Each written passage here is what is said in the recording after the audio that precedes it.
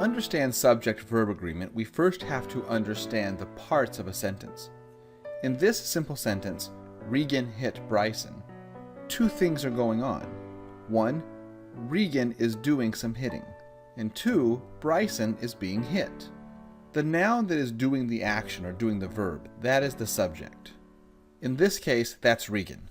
The noun receiving the action, in this case Bryson, that is the object. So when we talk about verb agreement, we're talking about the agreement between the verb and the subject, not the object. There's no such thing as object-verb agreement. Verbs can either be singular or plural. We use verbs like is, was, and eats when the subject doing the verb is one person or one item. If we have multiple subjects, we use verbs like are, were, and eat. It's a little counterintuitive, but as a rule, singular verbs end in an S, such as in eats, sleeps, and runs. Plural verbs usually do not end in an S. You can memorize a list of singular and plural verbs, but most of the time, if you've grown up in an English-speaking country, you can simply tell by the way it sounds to your ear by using the pronouns he and they. For example, if you say he stretches, that should sound good to your ear. But if you say he stretch, that sounds very awkward. Likewise, they build should sound decent, whereas they builds with an S, that should just sound funny to you. But if I said he builds or they stretch, those sentences sound fine. So stretch with no S at the end is plural and builds with an S is singular. One of the most important skills to have is the ability to identify a preposition. A preposition is a short word that describes a relationship between two nouns. So words like on, to, about, next to, in, under, etc. And here's where recognizing prepositions becomes critically important. A preposition in a sentence marks the end of the subject and the beginning of the adjective phrase. And when we check subject-verb agreement, we need to ignore the adjective phrase. For example, in this top sentence, if I look at my verb is next to the noun weekend.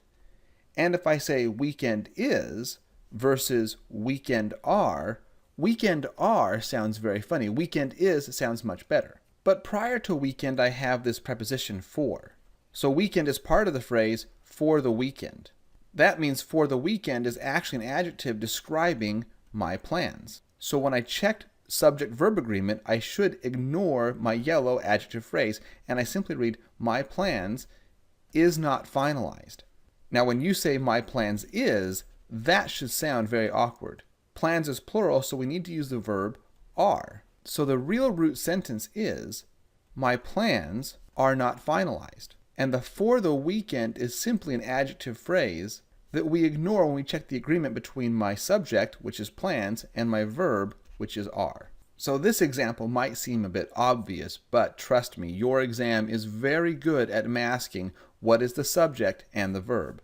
Such as in this case. In the middle of the sentence we have this phrase, retail sales have raised hopes. And for most people, if you read this sentence, it sounds fine. But you have to go back and identify the first preposition. In this case we have in. Again, in marks the beginning of my adjective phrase, so in retail sales is actually just describing a surge. And so the root sentence is, a surge have raised hopes, and hopefully that sounds awkward to your ear. It should be, a surge has raised hopes. And here's one more. We have the phrase unemployment claims, and the verb suggests. If you simply read claims suggests, that might sound awkward. But we have the preposition in, and our subject comes before the preposition, so the subject is the recent drop. Again, the easiest way to test the grammar is to ignore your adjective phrases. So if I cross out recent and everything between my preposition and my verb, then my sentence becomes the drop suggests, and that sounds fine, because drop is singular, and a verb that ends in an S is usually also singular. The farther away a verb is from the subject, the harder it is to pick up problems with subject-verb agreement. Take a minute and pause the video and see if you can figure out what is doing the protecting in this sentence. It's not the nets, It's not the devices. It's not even the laws. It's actually the compliance, which is singular. After compliance, we have our first preposition, with. So everything between with and the verb are protecting. This yellow region, that's one big, giant adjective phrase describing my compliance. So if I ignore the yellow region and I read, their compliance are protecting, that should sound incredibly awkward to your ears. And that's because compliance is singular and are is plural. So the sentence should read, their compliance, blah blah blah, is protecting.